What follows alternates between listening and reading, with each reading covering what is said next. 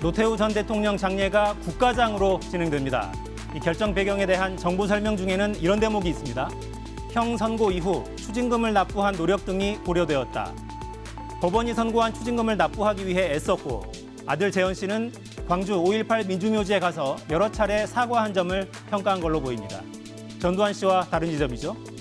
누구나 빛도 그림자도 있습니다만 잘못을 깔끔하게 인정하고 진심으로 사과하고 또 구체적으로 피해를 회복하려는 노력을 하면 그럴 때 그런 뒤에라야 용서 화해가 따라옵니다. 사사건건 동네 콤비와 함께 시작하겠습니다.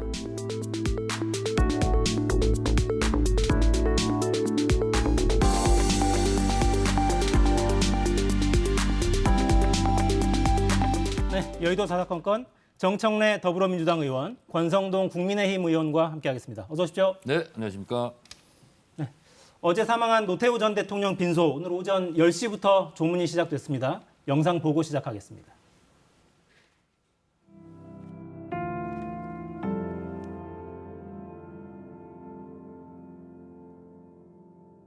저도 마음이 상당히 아픕니다.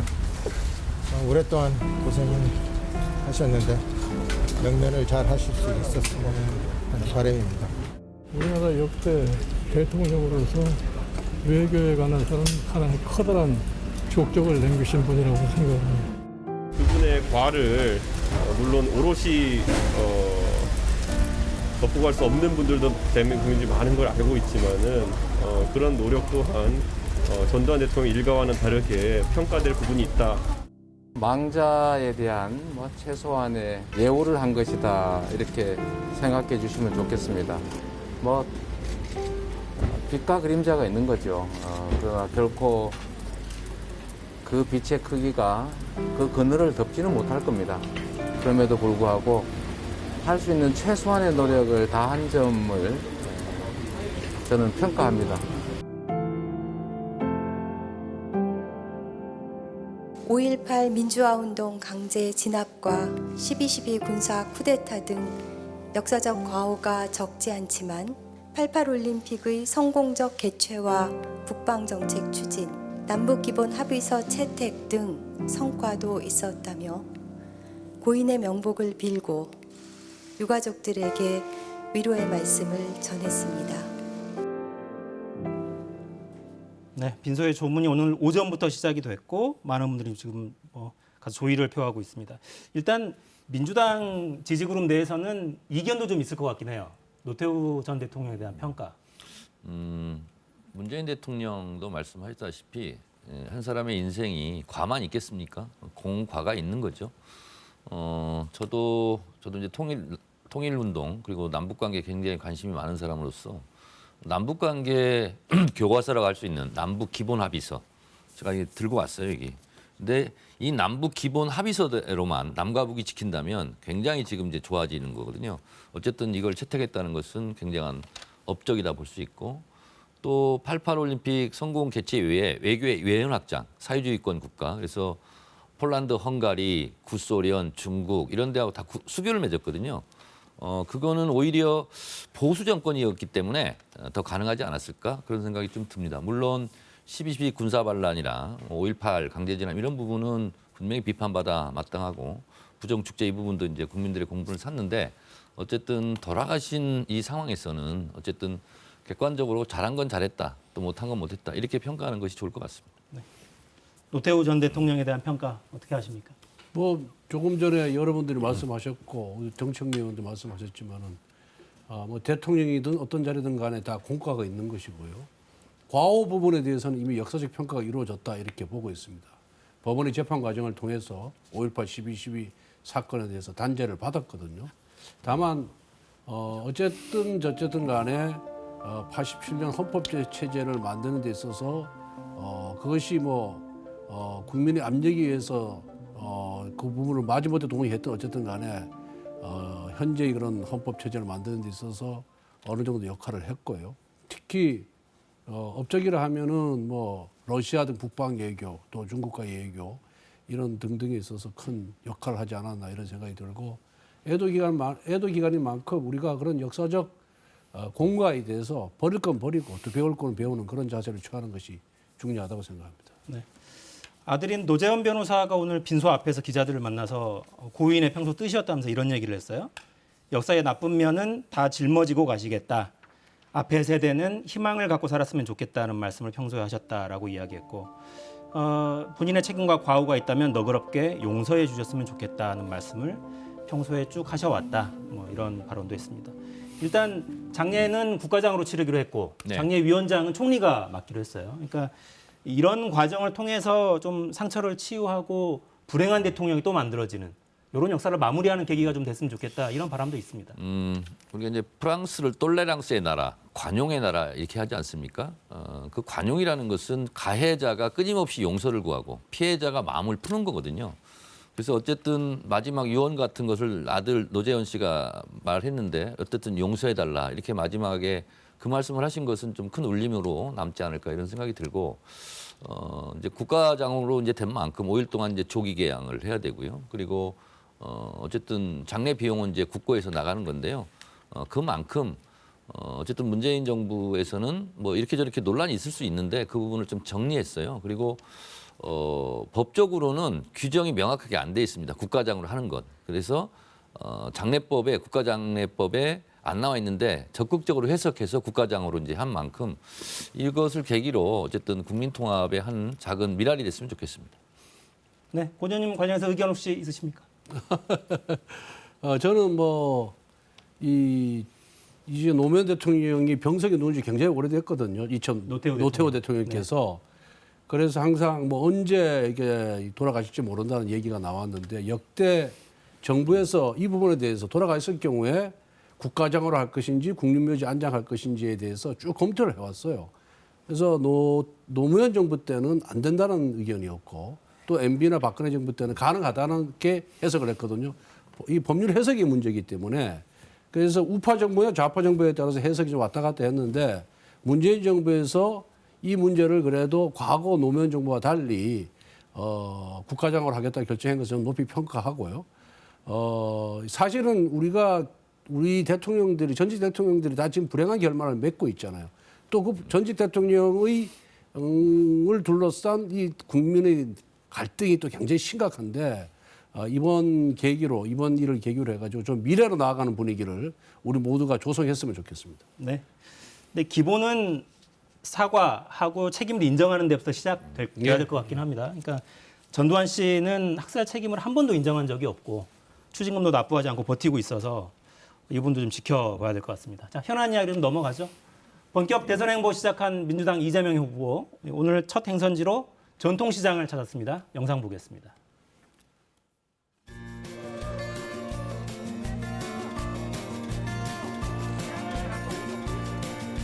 이거 얼마씩이에요? 2,000원씩이에요. 아, 5,000원씩. 쑥떡도 하나? 요새 저보고 쑥떡거리는 사람이 많긴 하다. 지역 화폐는 제가 만들어 처음 시행을 해서 전국화됐는데 대통령께서도 내년 예산 집행은 다음 정부가 좀 여지를 가질 수 있도록 하는 게 맞겠다 이런 말씀도 일부러 하시던데 어제 아마 그제 국회에서도 그 말씀하셨어요. 그건 이제 우리 예산 심의의 여지를 좀 충분히 확보해 주시겠다 이런 취지여서 충분히 가능하지 않을까 싶습니다.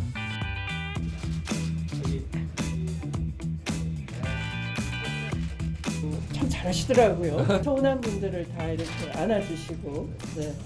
어제 뭐 대통령님 만나셨어도 지난번 선거 때 좀 괴롭힌 거 죄송했습니다. 뭐 아니고 실제 그랬어요. 네네. 농담을 받아주시고. 네.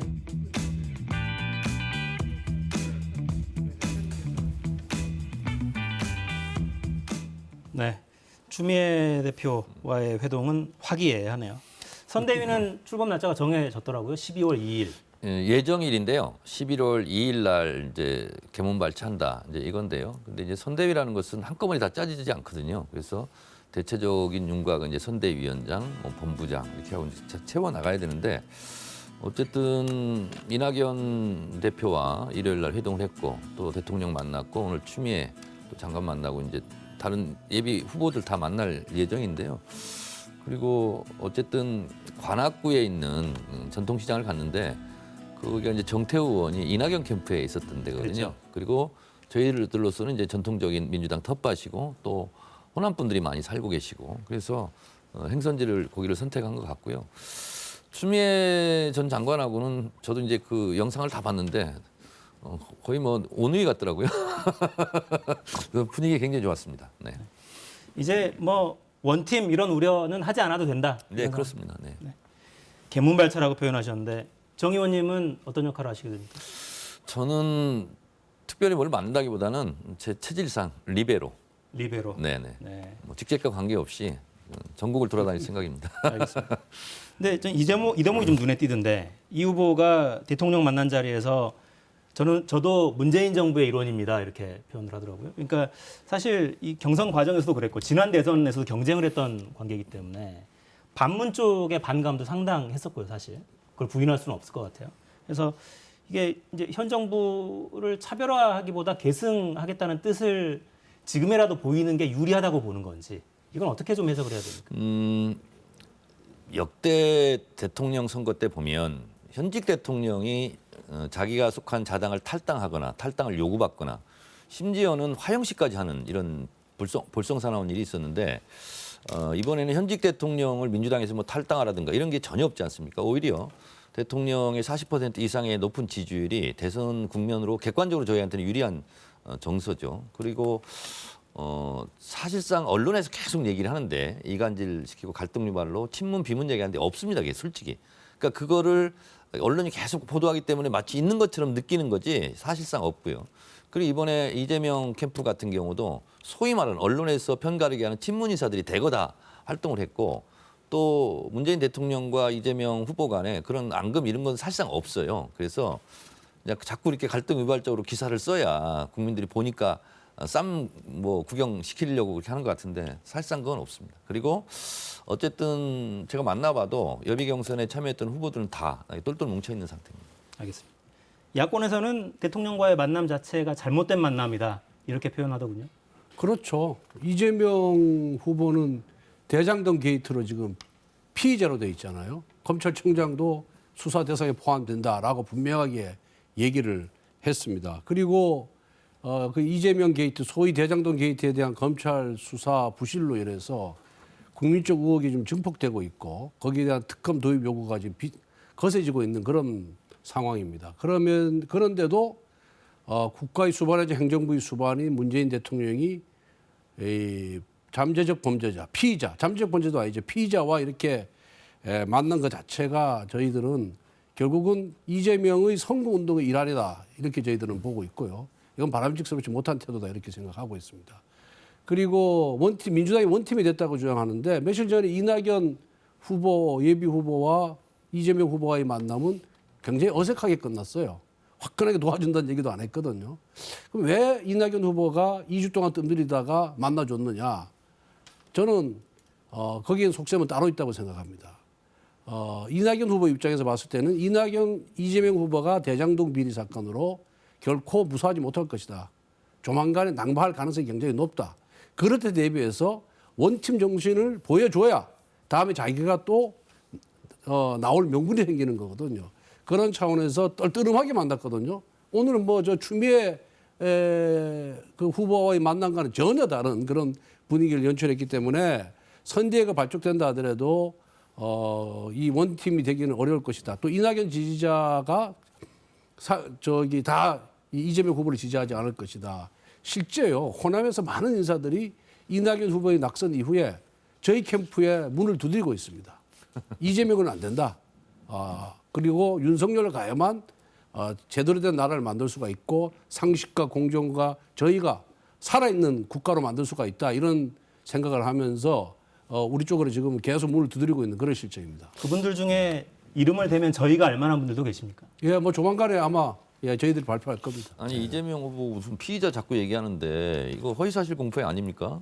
뭐 때문에 피의자인 거예요? 검찰총장이 이재명 후보도 수사의 대상이라고 얘기를 했고요. 대장동 특혜 비리 사건의 설계자가 본인이라고도 자백까지 했어요. 자, 그렇기 때문에 수사 대상이고 피의자라는 거예요. 피의자라는 것은 법적 용어고요. 그리고 실제로 수사를 할 때 피의자 신분이냐 참고인 신분이 하잖아요. 거기에 대해서 지금 권성동 의원이 지금 이렇게 말씀하시면 안 될 것 같고요. 아니 이재명 후보가 고발당했기 때문에 피의자라니까요. 법적으로. 피고발인이죠 그러면. 피고발인이 고발당했으면. 피의자예요. 자, 법적으로는. 그리고요.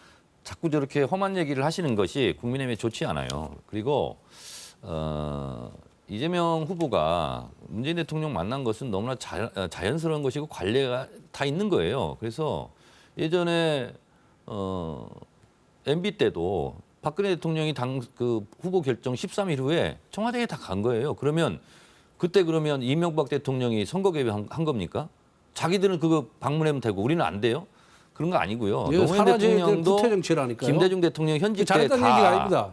다 참여를 했고요. 그런데 그걸 가지고 무슨 선거 개입이니 뒷거래니 뭐 수사 가이드라인을 줬느니 대장동에 대자도 안 나왔고요. 그리고 어떤 그 국민의힘 후보는 내가 대통령 되면 이재명 구속시키겠다. 그러면 검찰 정리적 중립 이런 건 어떻게 되는 거예요? 대통령이 구속시키라면 검찰이 알아서 구속시키는 겁니까?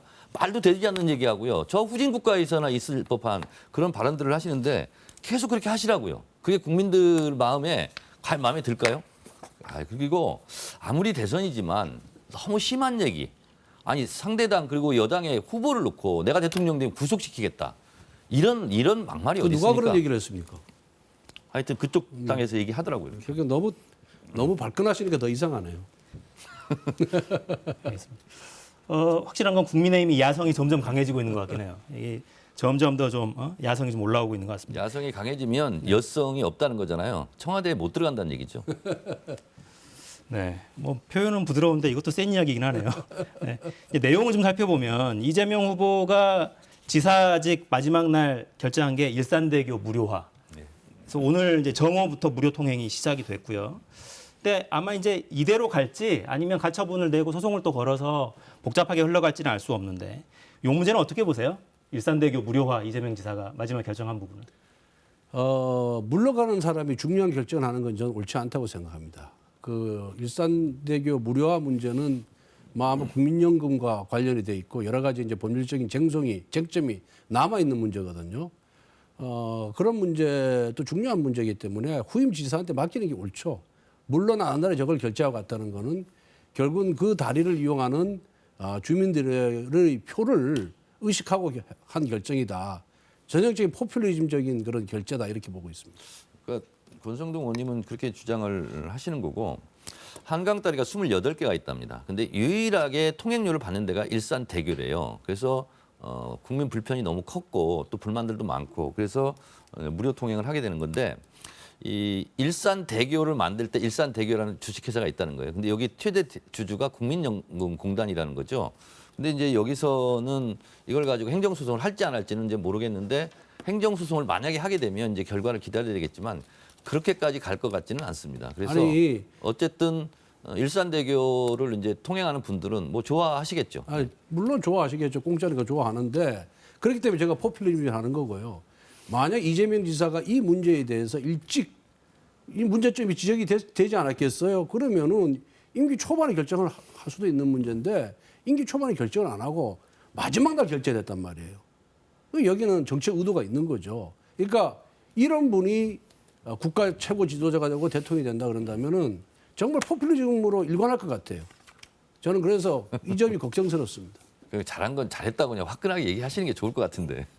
아주 절대 잘한 거 아닙니다. 제가 여당분들한테 이 질문 좀 드려보고 싶었는데, 그러니까 무료화하면 아마 이 다리를 이용하는 분들은 좋겠죠. 경기도민들은 좋을 텐데 일산대교 주식회사의 최대 주주는 국민연금공단이고 그 얘기는 통행료, 그러니까 이 보전되는 통행료는 결국은 국민들이 낸 국민연금보험료로 벌충하는 형식이 되는 게 아닌가. 이게 정말 이 국민 전체 후생에 도움이 되는 방향인가.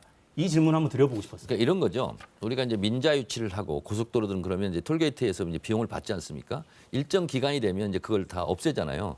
일산대교 같은 경우는 그 정도 시기가 이제 지났다. 그래서 국민 불편과 아니면 회수 이 부분을 득실 놓고 봤을 때 이제는 풀어주는 게 더 좋겠다라고 이제 정책적 판단을 한 거죠. 그 권성동 의원님 왜 초창기 안 했냐? 그때 되면 더 이제 오히려 역풍이 불 수도 있고 이제 한 3년 전에 했어야 된다. 근데 3년 후에 왜 하냐? 근데 그동안 동안 또 이렇게 보충한 게 있지 않습니까? 환수해가지고. 건설비를 회수할 시간을 줘야 했다. 네네네. 그렇군요. 그게 아니고 어쨌든 경기도가 국민연금관리공단과 한 약속입니다. 약속은 지켜야 되거든요. 약속을 파기할 경우에는 그 국민연금관리공단에 그만큼의 배상을 해줘야 되는 거예요. 손해배상을 해주고 이걸 파기를 해야 되는데 일방적으로 지금 파기를 한 겁니다. 이게 문제고 그다음에 국민연금관리공단은 국민들로부터 연금을 받아서 이걸 운영해서 그 수익을 국민에게 돌려주는 거 아니겠어요? 그러면은 그 국민연금관리공단이 여기 이익이 생긴다고 판단해가지고 이거 투자를 해준 겁니다. 그렇잖아요. 그 돈이 공단 개인의 돈이 아니에요. 국민의 돈이에요. 그 이익금이. 그런데 그 대교를 이용하는 주민들을 위한다는 명분으로 국민 전체에게 돌아갈 이익을 지금 잠식한 거 아니겠습니까? 뺏어간 거 아니겠어요? 그래서 이런 부분에 있어서는 여러 가지를 고려할 요소가 많다 이거죠. 그러면 그 부분에 대해서 충분히 토론도 하고 널리 알리고 설득하는 과정이 필요한데 왜 가만히 문제 제기를 하고 가만히 있다가 그만두는 날이 결재라고 앉아 이거예요.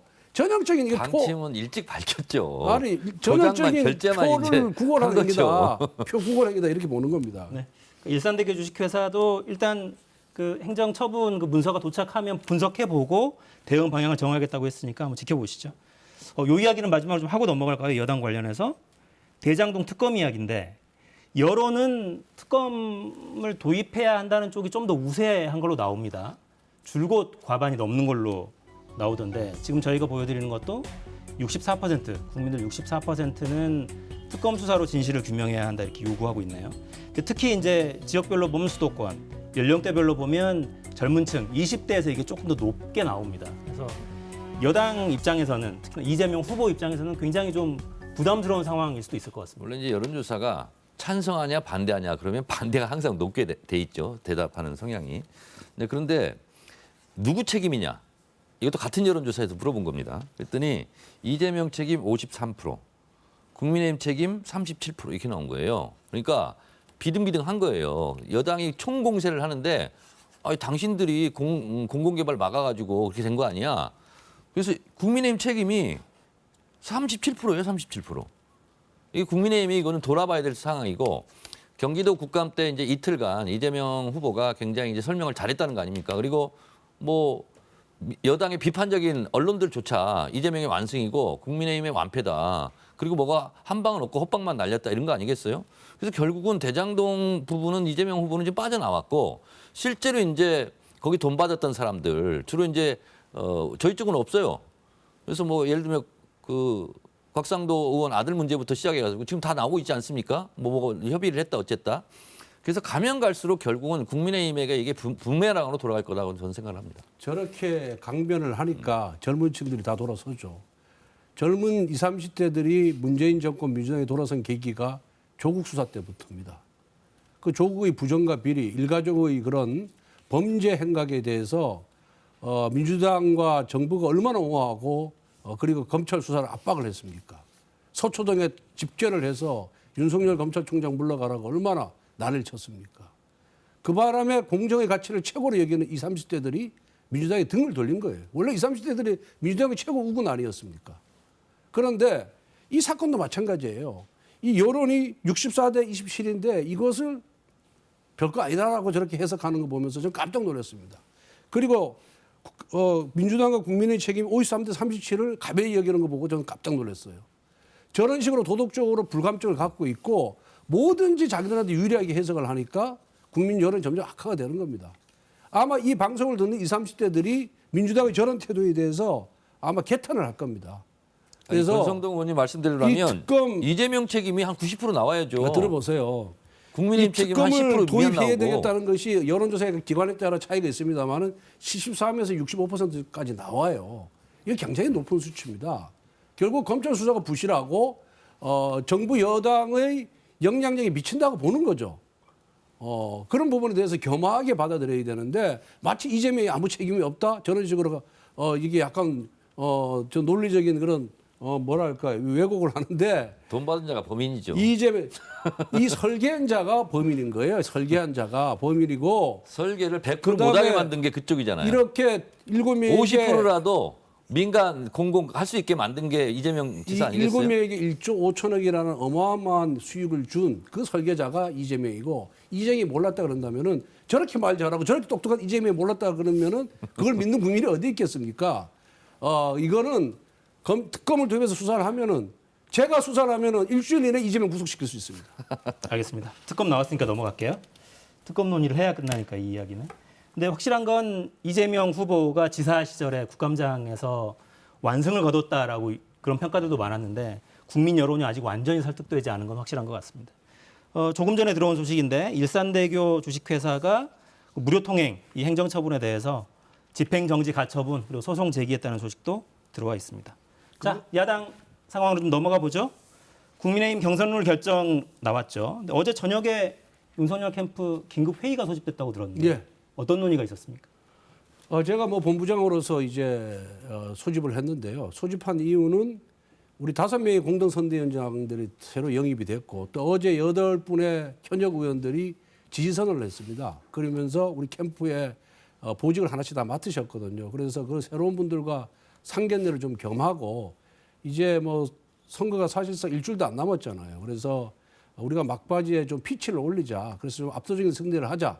그런 다짐하는 자리가 필요했기 때문에 제가 어제 윤석열 후보께 말씀을 드리고 소집을 했고 또 윤석열 후보가 참석을 해서 그동안의 노고에 대해서 감사와 또 당부의 그런 인사를 했습니다. 질책은 없었고요. 아니 어떻게 후보가 네.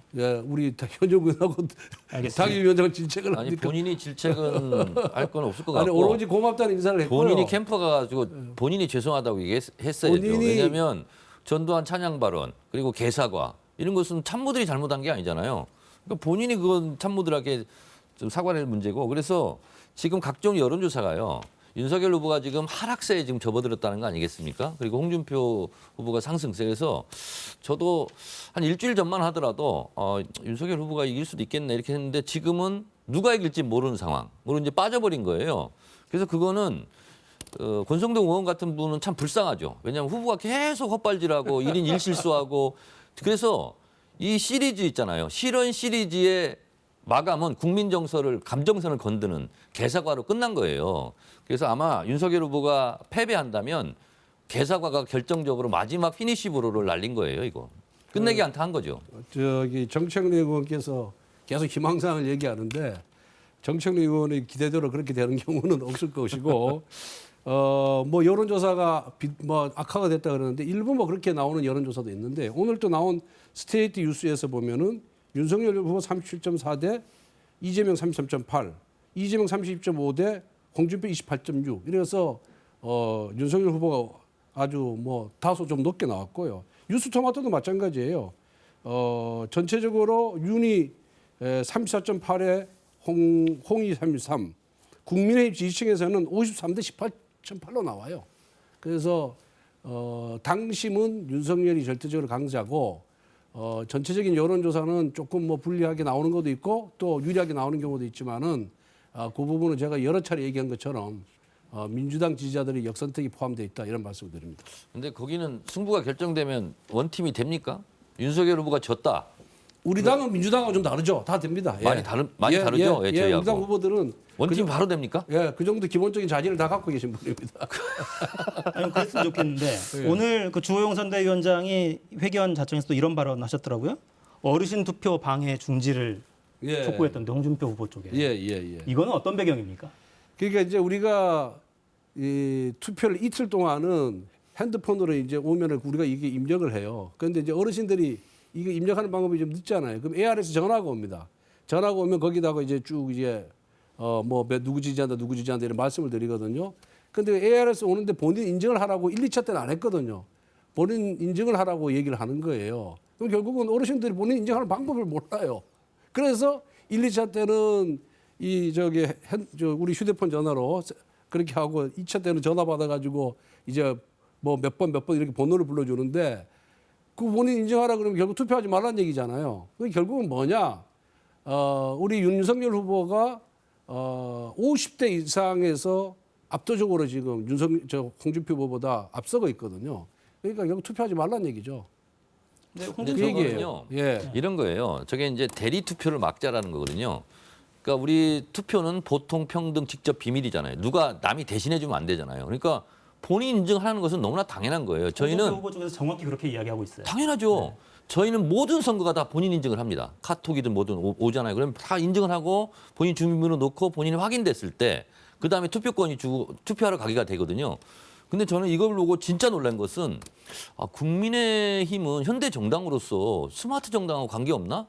아니 며느리, 아들이 대신 찍어줄 수 있는 거잖아요. 저렇게 되면. 근데 저거를 요구하는 건 너무나 당연한 거예요. 근데 어르신 투표를 못하게 하는 거라고 받는 걸 보면서 아니 도대체 기본적인 선거의 기본도 모르는 행위다. 그래서 이거는요. 만약에요. 대리투표한 증거들이 다 나와 보세요. 그러면 승복할 수 있겠습니까? 아니, 그래서 이거는 지금 발본색원 해야 되는 거예요. 지금 잘 모르는데 어떻게 홍준표 후보 역성을 드는 거 아니 보니까 역성을 드는 게 아니라 두 분이 저희는 당연한 거예요, 이거. 본인 들어보세요. 인정. 잘 몰라서 하는데 이게 4일 투표를 하는데 이 첫 이틀은요. 조금 전에 정청래 의원이 얘기한 것처럼 다 주민으로 입력하게 돼 있습니다. 그거는 젊은 사람들은 할 수가 있어요. 그런데 저희 부친이 90이거든요. 당원이에요. 우리 부친은 그걸 할 줄은 몰라요. 그렇기 때문에 그런 분들을 위한 배려에서 당 선관위에서 그다음 ARS로 전화를 묻습니다. 그러면은 그분이 자기 핸드폰을 다 자기가 들고 다니잖아요. 그럼 거기서 듣고 나 홍을 지지한다, 뭐 윤을 지지한다 이렇게 얘기를 해주는 거예요. 근데 본인 인증을 하라 그런다면은 역시 투표하지 말란 얘기죠. 그 본인 인증을 못해서 ARS 전화 투표를 도입을 했는데 그래서 1, 2차 때는 전혀 여기 대해서 문제 제기를 안 했거든요. 근데 갑자기 지금 문제 제기를 하는 거예요. 자, 그리고 이런 그리고 경우가 들어보세요. 있습니다. 어린아이들이 부모님 명의로 핸드폰을 가지고 다니는 경우가 있고요. 그리고 당원 며느리 투표가 안 명의로 됐죠. 시아버지 갖고 있는 경우도 있어요. 그래서 이거는요. 본인 인증 시스템 너무 간단하거든요. 이걸 안 하게 되면은요. 나중에는 대리투표의 문제가 소지가 굉장히 커질 수 있어요. 그래서 저는 이거는 해결하고 가는 게 맞아요. 그럼 결국 투표하지 말라는 얘기예요. 아니 저는 그래서 뭐 알아서 하시는데 저희로서는 이거 기본이다. 본인 그러니까 인증. 남부당 문제 너무 개입하지 말고 1, 2차 때 문제 제기를 안 하다가 갑자기 3차에 문제 제기를 한 것도 저는 뭐 적절하지 못하다고 보고 있고 1, 2차 때도 마찬가지예요. 본인 인증하는데 못하잖아요. 옆에 사람 주고 본인 인증해달라 그래요. 그때도 대리투표가 가능한 거예요. 그래서 모든 상황을 다 가정해서 당 선관위에서 결정한 상황이기 때문에 이 부분은 승복하는 게 맞다고 생각합니다.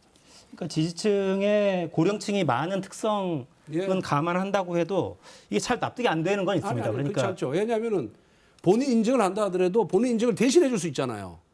본인 인증을. 그죠?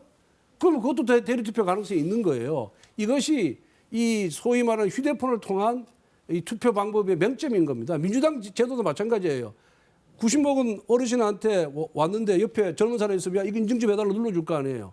그럼 불러봐. 1번, 2번하고 남들이 보면 대리투표를 볼 수 있잖아요. 그잖아요. 그런 가능성은 항상 상존하기 때문에 그거 갖고는 논리적 공박이 안 됩니다. 극단적인 예는 이럴 수 있어요. 휴대폰을 다 수거에다가 한 사람이 다 투표할 수도 있어요. 본인 인증을 안 하게 되면. 그렇잖아요. 뭐 30, 40대 다 갖고 라고 해서. 그거 있잖아요. 그건 부정선거죠, 그거는. 아니, 그렇지 않죠. 그럴 가능성도 있는 거죠. 노인회관에 30명이 있는데 전화가 걸려왔대요. 젊은 사람 한 사람이 다 본인 인증 어르신 주민등록번 몇 번에 불러서 다 눌러줄 수 있어요. 그럼 누구 지지하세요? 1번, 2번 다 할 수 있는 거예요. 아니, 그런 어르신은요 몇 번 누를지도 모르죠. 대신 눌러줘 이렇게 할 수 있잖아요. 그러니까 항상 본인 인증을 한다 하더라도 대리투표 가능성이 사라지는 건 아니다 이 얘기입니다. 하여튼 현대 정당은 아닌 것 같습니다. 민주당도 마찬가지예요. 저희는 다 한다니까요 본인 인증. 본인 인증을 해도 대리투표가 가능하다니까 그래요. 네, 그러니까 본인 인증을 도입할 필요가 없다. 이거는 당내에서 논의를 한번 해보시죠. 11월 5일 날 이제 확정이니까 열흘도 안 남았네요. 현역 의원 8명이 윤 후보 지지 선언했고 하태경 의원도 오늘 영입했군요. 선대위원장. 예, 공동선대위원장. 네. 근데 홍준표 후보는 또 줄 세우게 하지 말라고 하던데. 우리 홍준표 후보께서는 본인을 지지하면 줄 세우기가 아니고요.